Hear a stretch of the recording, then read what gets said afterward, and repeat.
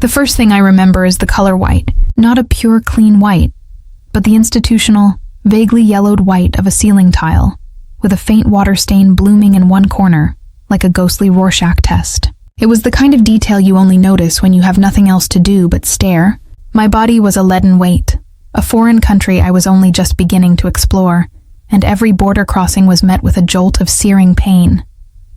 The cacophony of the crash, the shriek of metal on metal, the explosive pop of the airbag, the crystalline tinkle of the windshield shattering into a million tiny diamonds, was gone, replaced by the rhythmic, metronomic beep of a machine somewhere to my left. It was the soundtrack of survival, I supposed, but it felt more like a countdown. My head throbbed in time with it, a dull, persistent drumbeat behind my eyes. I tried to lift my hand, to touch my face, but my arm refused the command. I looked down, or tried to, and saw a landscape of plaster and gauze. My left leg was elevated, encased in a cast that felt as heavy as a coffin. My right arm was a tapestry of purple and blue bruises, an IV line snaking from my wrist like a pale, parasitic vine. A nurse, a woman with kind, tired eyes and a name tag that read Maria, noticed my stirring. "Welcome back, sleepyhead," she said, her voice a soft counterpoint to the harsh beeping. "You gave us quite a scare. You were in a nasty pile-up on the I-5, do you remember?" The memories were fragmented, like shards of the broken windshield. The glare of headlights in my rearview mirror, a sudden violent shove from behind, the world tumbling in a dizzying, nauseating kaleidoscope of green trees and gray asphalt. I remembered the smell of burnt rubber and something metallic, coppery. Blood. My blood. My phone, I rasped, my throat feeling like sandpaper. "I need to call my dad." Maria smiled gently. "Your phone didn't make it, honey, but I can make the call for you." "What's the number?" I recited my father's number, the digits a familiar mantra from childhood. He was my emergency contact, my rock, the person who was supposed to make everything okay. My mother had passed away 5 years ago, leaving just the two of us. He'd been distant since he remarried Brenda a year later, but he was still my dad. He had to be. Maria tapped the number into her own phone and held it to her ear. I watched her face, searching for a sign, her brow furrowed slightly. "No answer," she said, her voice carefully neutral. It went to voicemail. "Want to leave a message?" I shook my head, a wave of dizziness washing over me. "Try a text," I whispered. He always answers texts. I dictated the words, my voice cracking. "Dad, it's Alara. I've been in a bad accident. I'm at St. Jude's County Hospital. Please come." Maria's fingers flew across the screen. She sent it and set the phone on the bedside table. We waited. The beeping of the monitor seemed to grow louder, each pulse an accusation, minutes stretched into an eternity. I imagined him seeing the text, his face paling, dropping everything to rush to my side. I pictured him bursting through the door, his familiar scent of Old Spice and coffee filling the sterile room. A soft chime broke the silence. Maria picked up the phone, her eyes scanning the screen. Her professional mask slipped for just a second. A flicker of something, pity, disgust, crossed her features before she smoothed them out again. "What does it say?" I asked, my heart hammering against my ribs, a frantic bird trapped in a cage of broken bone. She hesitated, her gaze not quite meeting mine. "Maria, please. What did my father say?"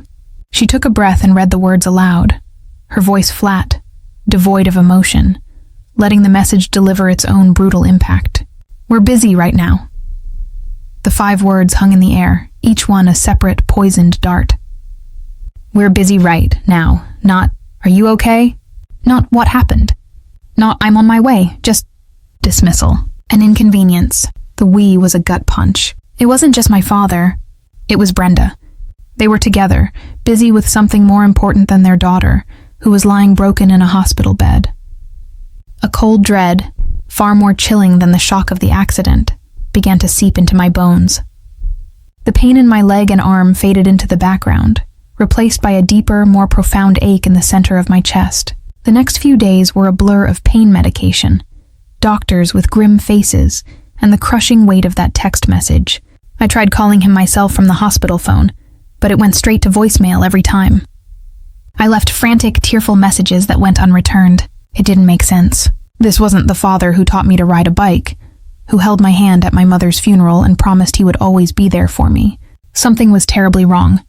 My first clue came when a woman from the hospital's billing department came to my room. She was holding a clipboard and had a perpetually worried expression. "Ms. Vance," she began, "we're having some trouble with your insurance information. The policy you're listed under appears to be inactive." I stared at her, confused. "That's impossible. I'm on my father's premier PPO plan. We have a family policy through his company. It's top tier." The woman pursed her lips. "According to the carrier, you were removed from the policy 2 months ago." Removed? Why would he remove me? I was still a student. I was eligible to be on his plan until I was 26. "There must be a mistake," I insisted, my voice trembling. "Can you try again?"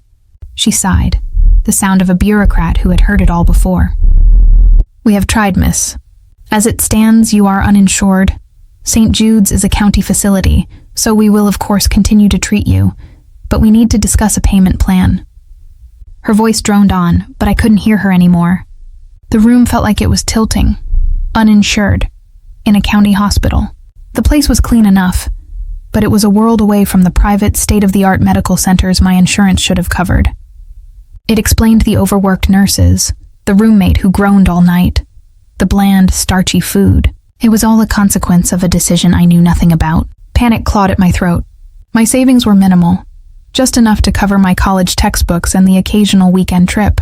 My real financial security, the safety net my mother had so carefully constructed, was a trust fund she had left me. It was managed by my father until my 25th birthday, still a year and a half away. He had always called it our little nest egg, something for my future. Surely he would use that to help me now.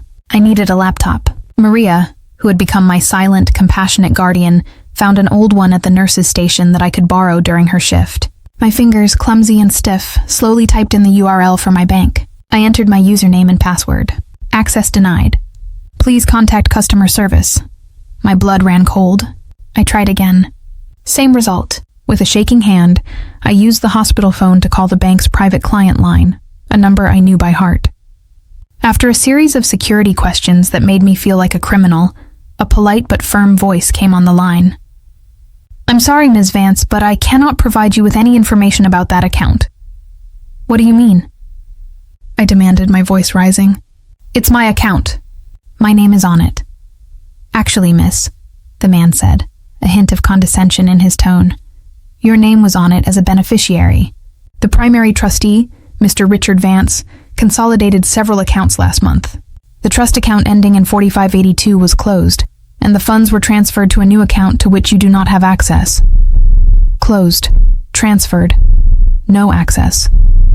The words were clinical, sterile, but they felt like a death sentence. He had stolen it. All of it. The money my mother had worked her entire life for. The money she had earmarked for my education, my first home, my future. It was gone. He had systematically cut me off. First the insurance, then the money. It wasn't a mistake or an oversight. It was a plan. A deliberate, calculated act of cruelty. I hung up the phone, my hand dropping into my lap like a stone. I leaned my head back against the starchy pillow, the white ceiling tile with its ghostly stains swimming back into focus. It was no longer a random shape. I could see it clearly now. It was the face of a monster, and that monster was my father. The text message wasn't about being busy. It was a statement, a declaration of abandonment. He hadn't just left me. He had orchestrated my ruin, leaving me broken, alone, and penniless in a hospital bed, while he and his wife enjoyed the spoils of my inheritance. The shock was a physical force, a wave that crashed over me, leaving me breathless and hollow. The beeping of the monitor was the only sound in the room, a steady, indifferent rhythm, keeping time with my shattering world. The shock, cold and numbing, eventually receded. But what rushed in to fill the void was a fire. It was a white-hot, incandescent rage that burned away the tears and incinerated the disbelief, leaving behind only the hard, jagged certainty of betrayal. How dare he? How dare they? Lying in that bed, my body a prison of pain and plaster, my anger was the only part of me that felt truly alive. It was a living entity, coiling in my gut, tightening my chest, screaming in the silent confines of my mind. Every memory of my father was now tainted, recontextualized through the lens of this ultimate treachery. The time he'd helped me with a history project. The nights he'd sat with me after a nightmare. The proud smile on his face at my high school graduation. It all felt like a lie. A carefully constructed performance by a master manipulator. He hadn't been a loving father. He'd been a patient predator, waiting for the right moment to strike. He'd waited until my mother, the only person who truly saw him, was gone. I remembered her warnings, spoken in hushed tones when she thought I was too young to understand. Be careful with your father, Ilara. He sees life as a series of transactions. And more pointedly, a few months before she died, when she was setting up the trust. This is for you. Only you. I'm putting your father in charge because the law requires it, but I'm trusting you to be smart. Don't let him talk you into anything. I had been naive. I had believed in the fantasy of the family he presented after she was gone, especially after Brenda arrived. Brenda, with her lacquered nails, her too bright smile, and her eyes that never quite smiled with her mouth. She had oozed a cloying sweetness, calling me honey and sweet girl, all while her gaze swept over our house, our belongings, with a chilling proprietary air. I now saw their entire courtship as a hostile takeover. She wasn't just marrying my father. She was acquiring his assets, and I, along with my inheritance, was the prime acquisition. I could now perfectly recall the day, about 6 months ago, when they had sat me down in the living room, a stack of papers on the coffee table. It's just some estate planning paperwork, sweetie, Dad had said, his voice oozing paternalistic charm. A formality. The lawyers said we need to update the trust to streamline things, make it more tax efficient. Brenda had chimed in, placing a manicured hand on my arm. It protects you, honey. We're just looking out for your future. I had trusted them. I had signed where they told me to sign, my pen gliding over legal jargon I didn't understand, reassured by their loving smiles. I had signed my own death warrant. The injustice of it was a physical weight, pressing down on me, making it hard to breathe. They were out there, living in my mother's house, driving her car, spending her money, my money, while I was here in this drab, cheerless room, eating lukewarm Jell-O and facing a mountain of medical debt I had no possible way to pay. The system, I quickly learned, was not designed for a victim like me. A hospital-appointed social worker, a weary woman named Janet, listened to my story with a sympathetic but practiced detachment. Financial abuse by a family member is a civil matter, Ilara, she explained, handing me a pamphlet with a list of legal aid services. The police won't get involved unless you can prove criminal intent, which is incredibly difficult when he was the legal trustee. A civil matter. The phrase was so clinical, so detached from the brutal reality of my situation. It was a theft, a mugging executed with a fountain pen instead of a knife. I called the numbers on the pamphlet.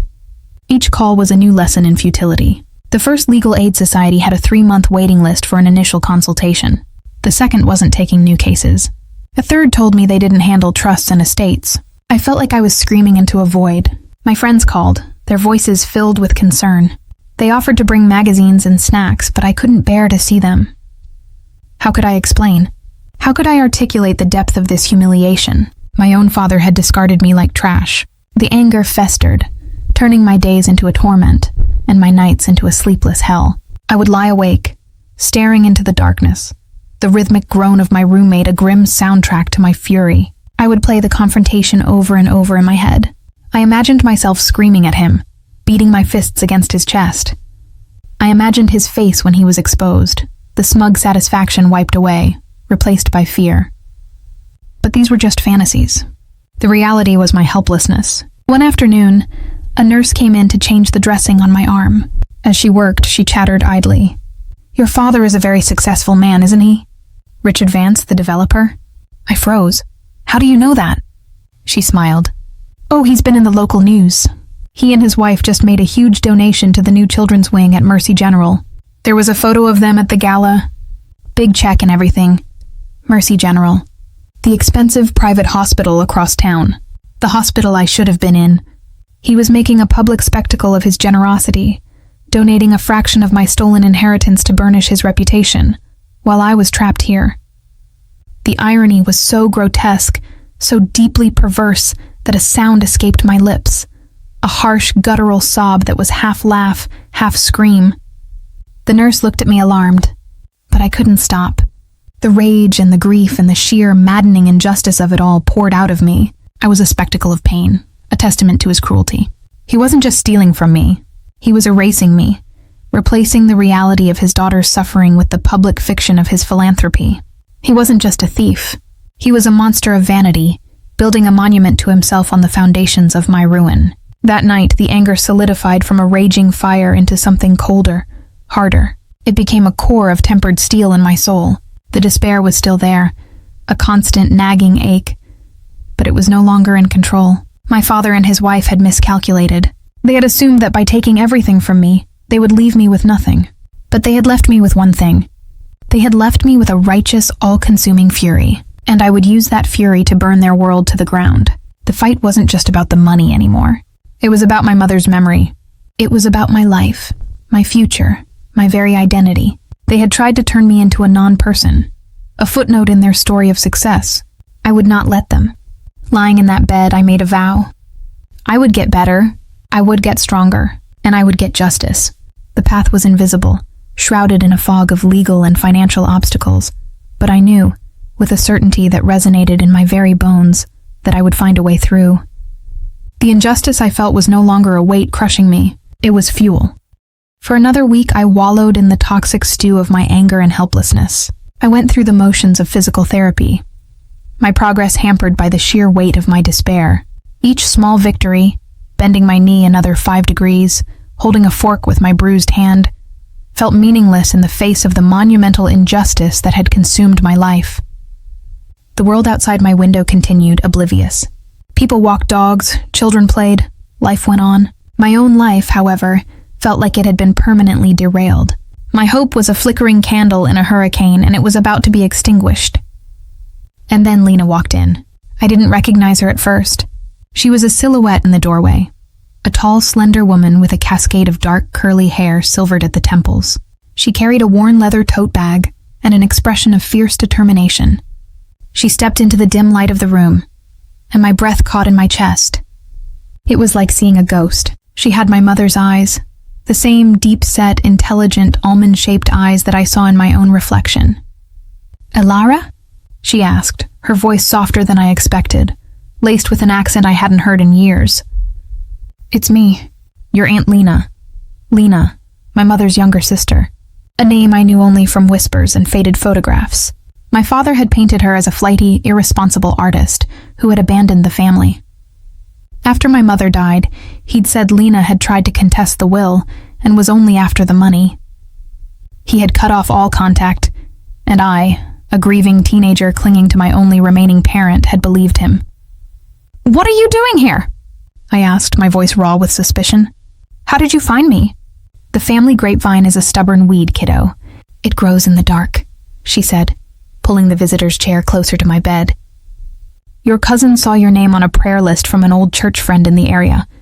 She called me. I got on the first flight from Santa Fe." She looked me over, her gaze taking in the casts, the bruises, the sterile misery of the room. Her expression softened with a wave of pure, undiluted sympathy that I hadn't seen from anyone. It broke through my defenses. A tear escaped and traced a hot path down my cheek. "He left me here," I whispered, the confession a painful, ragged thing. "He took everything." Lena reached out and placed her cool, dry hand over mine. It was a gesture so reminiscent of my mother that my heart ached. "I know, sweet girl," she said, her voice steely. "He's a son of a bitch. Always has been. Your mother knew it too." Over the next few hours, Lena dismantled the entire narrative my father had carefully constructed for me. She wasn't an irresponsible artist. She was a successful gallery owner. She hadn't abandoned the family. Richard had systematically pushed her away, threatened by her close relationship with my mother. She hadn't contested the will. She had merely questioned his appointment as sole trustee, a move he had twisted into an attack. "Your mother, Sarah, was the strongest person I knew," Lena said, her eyes distant with memory. "But she had one blind spot. She fell in love with a charming sociopath. By the time she realized the full extent of his greed, she felt trapped, She stayed for you. She spent the last few years of her life trying to build a fortress around you and your inheritance. A fortress she hoped he couldn't breach. He breached it, I said bitterly. He got me to sign papers. Lena nodded grimly. I figured as much. Undue influence. He's a classic financial predator. She paused, then took a deep breath. Sarah was afraid this would happen. She was afraid he would try to manipulate you, to cut you off from anyone who could help you. So she made a contingency plan. She gave me something for safekeeping. She made me promise to give it to you if you ever truly needed it. My heart began to beat faster. What is it? Lena reached into her large leather tote and pulled out a thick accordion file, bulging with documents. She placed it on my lap. It felt as heavy as a gravestone. It's her copy of everything, Lena said. The original trust agreement before Richard had his lawyers streamline it. Correspondence with her financial planner. And this. She carefully extracted a long sealed envelope. My name was written on the front in my mother's elegant, familiar script. My hands trembled as I tore it open. Inside were several pages filled with her handwriting. It wasn't a legal document. It was a letter. A letter to me. My dearest Alara, it began. If you are reading this, it means my worst fears have come true. It means Richard has betrayed you, and you are in trouble. Please know, my love, that none of this is your fault. Your father's greatest skill is making people believe in the man he pretends to be. He can be charming, attentive, and kind, but underneath it all, he is a house built on sand, with a hollow core where a conscience should be. As I read, tears streamed down my face. My mother's voice, so long silenced, spoke to me from the page. She detailed her growing fears about his spending, his secret credit cards, his emotional manipulation. She explained the trust in excruciating detail, highlighting the clauses she had put in place to protect me, clauses he had clearly found a way to circumvent. But the most important part came at the end. He has underestimated you, my love. He has always seen you as an extension of himself, an asset to be managed. He has never seen the fire in you, the fire you inherited from me. He thinks he has taken everything, but he cannot take your strength, your intelligence, or your spirit. I cannot fight this battle for you, but I can give you the weapons. In the file Lena has given you, you will find a key. It is for a safe deposit box at the First National Bank downtown, rented under my maiden name, Sarah Miller. What is inside will help you. Trust Lena. Trust yourself. Fight for the future I dreamed for you. All my love forever, Mom. I reached the end of the letter, my vision blurred. It was an absolution and a call to arms. My mother had seen it all coming. She had known. And she had prepared. I looked at Lena, my mother's eyes staring back at me. I wasn't alone anymore. I had an ally. I had a plan bequeathed to me by the ghost of my mother. Tucked into a pocket of the accordion file was a small, tarnished silver key with a number tag. It felt like the key to the entire world. For the first time since waking up in this hospital, I felt a flicker of something other than rage or despair. It was a dangerous, unfamiliar feeling. It was hope. He thinks I'm a broken little girl lying in a hospital bed waiting to be forgotten, I said to Lena, my voice no longer a whisper, but a low, steady flame. He has no idea what's coming. Lena smiled. A real, genuine smile that reached her eyes. No, sweet girl, she said, squeezing my hand. He really doesn't. The world outside my window hadn't changed, but my world had been irrevocably altered. The path forward was no longer shrouded in fog. I could see it now. It would be hard and it would be painful, but it was there. My mother had drawn the map. Now I just had to walk it. The empowerment was a slow creeping warmth, chasing the chill of fear from my limbs. I was no longer just a victim. I was my mother's daughter, and my war was just beginning. Discharge from the hospital was not a moment of triumph, but a stark reminder of my new reality. There was no loving father waiting with the car, no comfortable home to return to. There was only Lena, with her rented sedan and the address of her modest extended stay hotel suite. As she wheeled me out into the blinding sunlight, each bump in the pavement sent a jarring shockwave up my leg. I was free from the hospital, but I was still a prisoner in my own damaged body. The hotel suite, with its kitchenette and pull-out sofa, became our war room. The first order of business was the safe deposit box. Lena drove us to the bank the next day. The process of accessing the box was nerve-wracking. I was a 23-year-old woman in a wheelchair, presenting a key to a box held in a name that hadn't been used in over 2 decades. The bank manager was skeptical, his eyes flicking from my face to the key, to the death certificate Lena had the foresight to bring. But my mother, ever meticulous, had left a notarized letter of instruction with the bank, naming me as the sole heir with access rights. After what felt like an eternity of paperwork and verification, a clerk led us into the vault. The air was cool and still, smelling of old paper and metal. He pulled out a long, slender metal box and placed it on a table in a private viewing room, then left, closing the door softly behind him. Lena and I looked at each other. This was it. My hands shook as I inserted the key and turned. The lid opened with a soft hiss.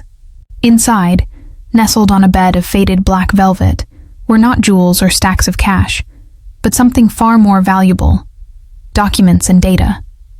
There was a hard drive, a stack of microcassette tapes, and a slim leather-bound journal. My mother's diary. We took the contents back to the hotel and began our excavation. The diary was the most immediate and painful revelation. In her own words, my mother chronicled my father's escalating financial infidelity.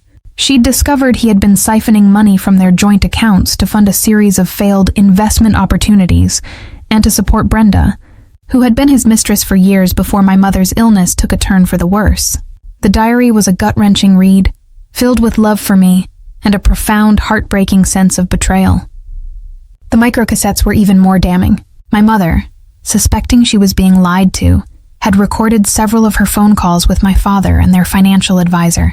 We had to buy a cheap player from an electronics store to listen to them. The audio was grainy, but the content was crystal clear. We heard my father pressuring her to grant him more control over her assets. We heard the financial advisor, a man I had known my whole life as Uncle Jerry, actively helping my father mislead my mother about the nature of the documents she was signing. This wasn't just a breach of trust, it was a conspiracy. The hard drive contained meticulous spreadsheets. My mother, a former accountant, had secretly tracked every penny. She had documented the funds my father had diverted, tracing them to offshore accounts and shell corporations. She had built a comprehensive case against him from beyond the grave. With this arsenal of evidence, Lena made a call. "I have a friend from college," she told me. "She's a shark. The kind of lawyer who flosses with the bones of her enemies. Her name is Anya Davies, and she's the best damn forensic litigator in the state." Anya Davies was everything Lena had promised. She was a formidable woman in her late 50s with sharp, intelligent eyes and a no-nonsense demeanor that was both terrifying and deeply comforting. We met her in her sleek downtown office. I sat in my wheelchair, the box of evidence on my lap, and told her everything, from the accident and the text message to the discovery in the vault. She listened without interruption, her expression unreadable. When I finished, she was silent for a long moment. "Mr. Vance has made 2 critical errors," she said finally, her voice calm and precise. "First, he was greedy. A smart thief takes a little at a time. He took everything at once, creating a clear and dramatic financial event that is easy to trace. Second, and more importantly, he underestimated the 2 women he wronged most, his wife and his daughter." The strategy session that followed was intense. Anya laid out the plan like a general preparing for battle. Phase 1 was covert. She brought in a forensic accountant, a quiet genius named Marcus, who took my mother's hard drive and began to build on her research, tracing the stolen funds in real time. "We need to see where the money is now," Anya explained. "What he's bought. Every purchase is another nail in his coffin." Phase 2 was legal action. Anya's team began drafting the lawsuit. It was a masterpiece of legal aggression, alleging breach of fiduciary duty, conversion, fraud, and intentional infliction of emotional distress. They also prepared a motion for an ex parte injunction, a temporary restraining order to freeze every known asset my father and Brenda held, to prevent them from hiding or spending another dime. Phase 3 was my idea. "I want to be the one to serve him," I told Anya. She raised an eyebrow. "That is highly unorthodox, Ilara, and potentially unsafe." "I don't care," I insisted, a cold resolve hardening my voice. "He needs to see me. He needs to see that the person he threw away is the one who is bringing him down. I need to look him in the eye when his world comes crashing down. It's not just about the law. It's about justice." Anya studied my face, then gave a slow, deliberate nod. "All right, but you won't go alone." The next 2 weeks were a blur of activity, set against the grueling backdrop of my physical recovery. While Anya's team worked, I pushed myself in physical therapy with a newfound ferocity. Each painful step on the parallel bars was a step closer to confronting him. Every ounce of strength I gained was strength I would use to stand tall before him. The tension was immense. We lived in fear that he would discover our investigation and start moving the money to places we couldn't reach. Marcus the accountant worked tirelessly. His reports came in daily, each one a fresh outrage. They had bought a new house, a sprawling monstrosity in a gated community. They had bought a new Mercedes for him and a Range Rover for her. They had taken a first-class trip to Europe. I looked at the photos of the house online, the receipts for their lavish dinners, and my rage burned clean and pure. They were celebrating on my mother's grave. The night before the confrontation, the entire team gathered in Anya's conference room. The final documents were printed and collated, a thick stack of paper that represented my reclamation. The injunction had been approved by a judge that afternoon, set to take effect the moment the papers were served. It was all real. I held the heavy manila envelope in my hands. It felt like the weight of my past and the key to my future. "Are you ready for this?" Lena asked, her hand on my shoulder. I looked up, meeting her gaze in the reflection of the polished conference table. My face was thinner, paler, but my eyes held a light that hadn't been there before. It was the fire my mother had written about.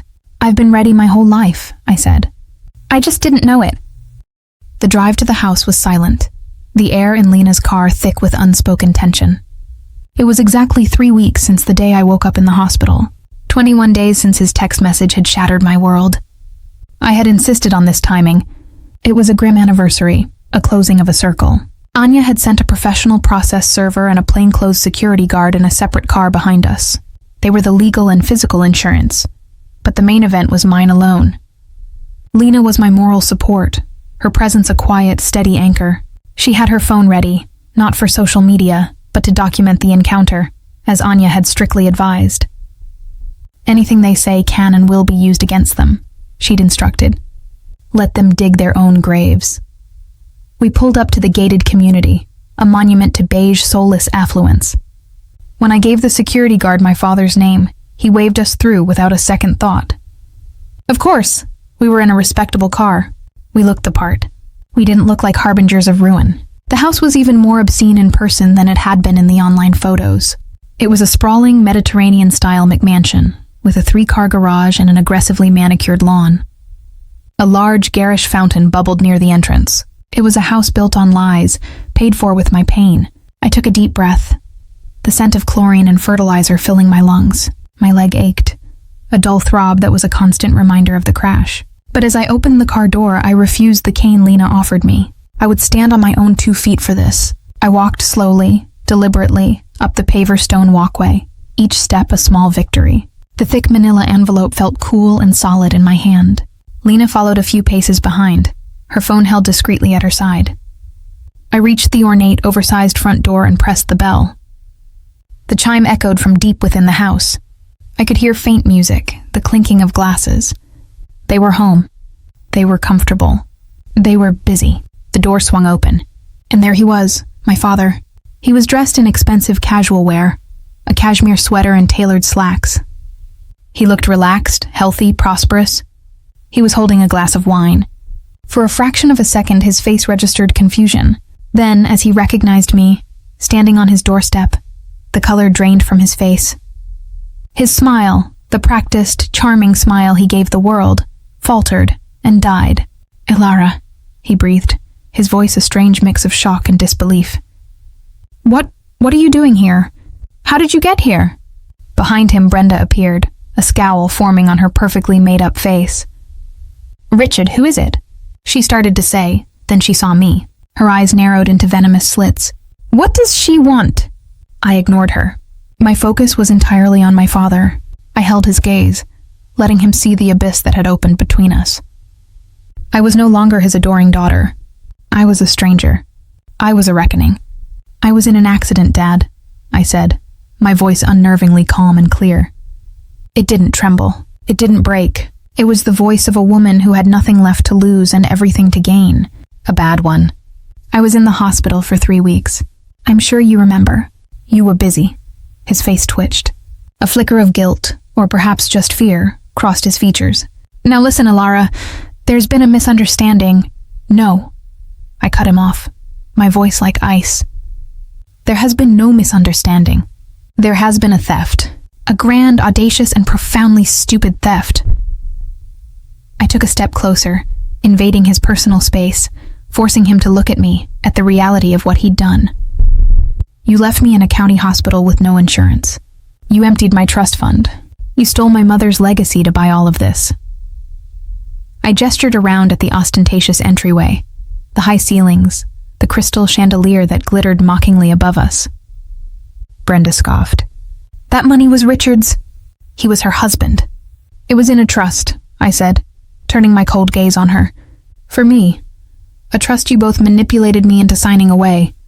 But you made a mistake. You both did. You thought my mother was weak, and you thought I was stupid. My father tried to regain control, to deploy the paternal authority that had always worked before. That's enough. You need to leave. This is private property. It's my property, I countered, my voice rising with controlled power. Bought with my money, and I'm taking it all back. I raised the manila envelope. This is for you. His eyes locked onto the envelope as if it were a venomous snake.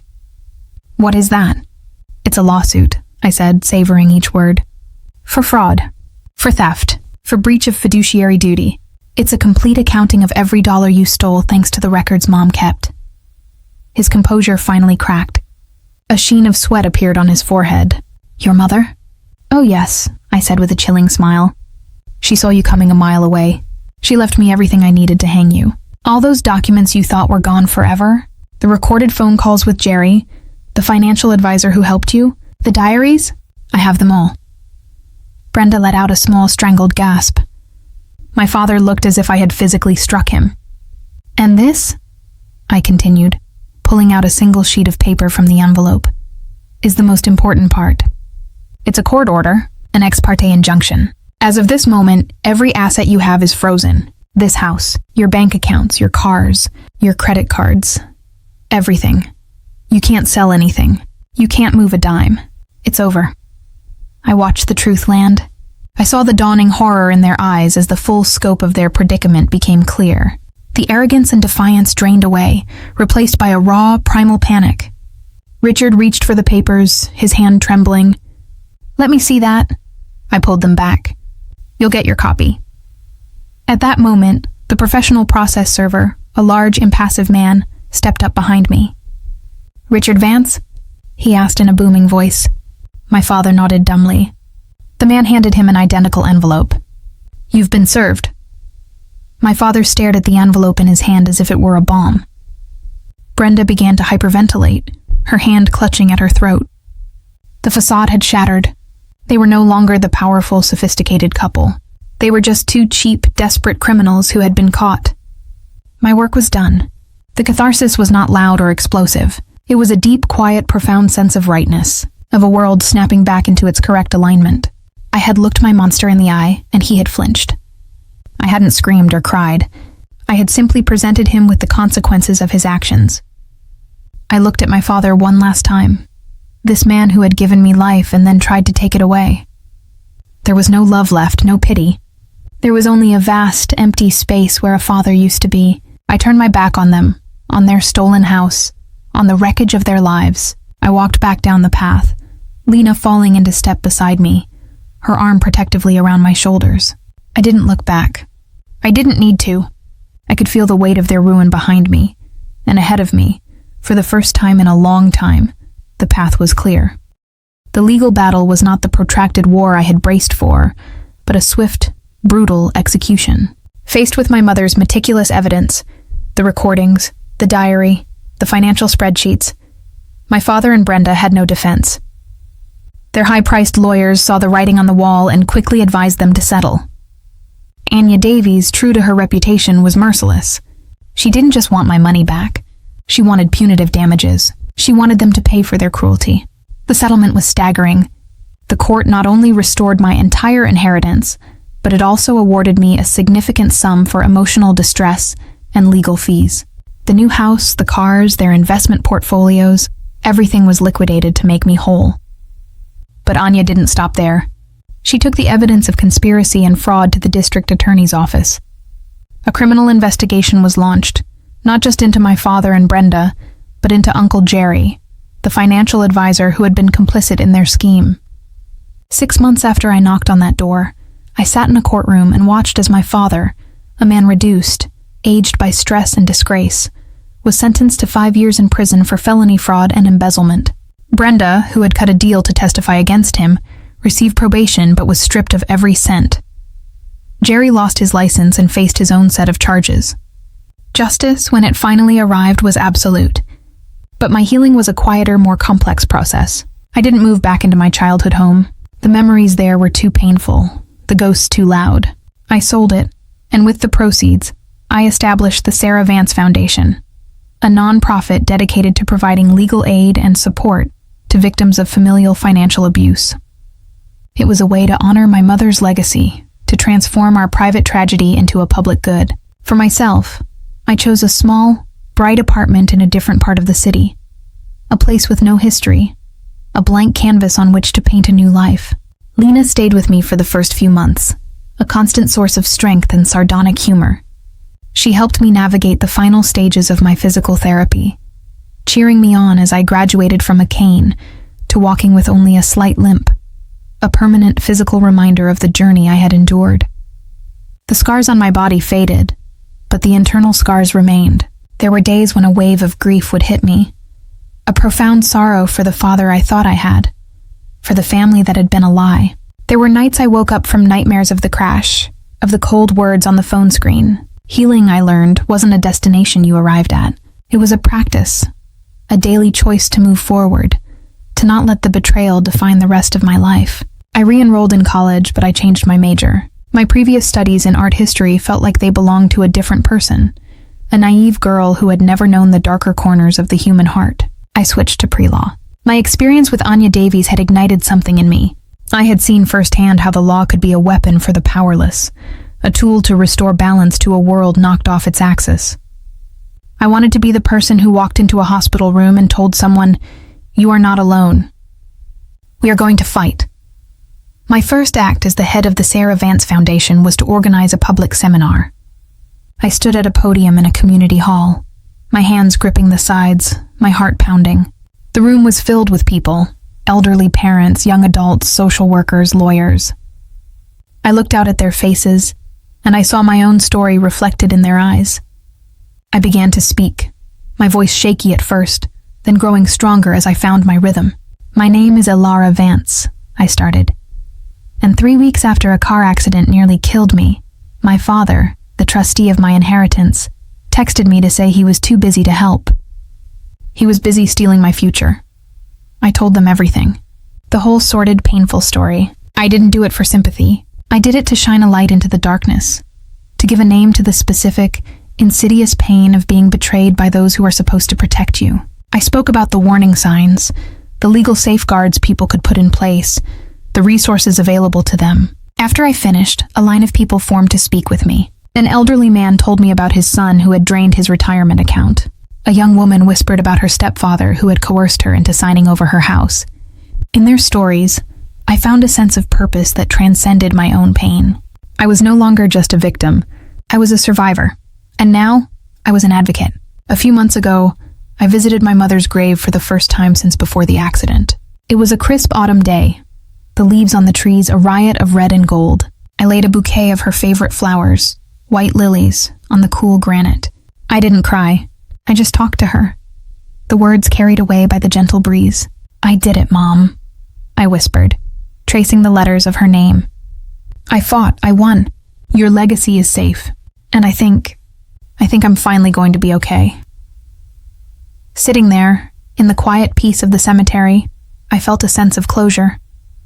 My father's betrayal was a part of my story, a deep and indelible scar, but it was not the whole story. My story was also about my mother's foresight, my aunt's loyalty, and my own resilience. It was about finding strength in the wreckage and building something new and meaningful from the ruins. The inheritance my father tried to steal was one of money and assets, but the true inheritance, the one my mother had left me, was one of scars, strength, and an unbreakable spirit, and that was something no one could ever take away.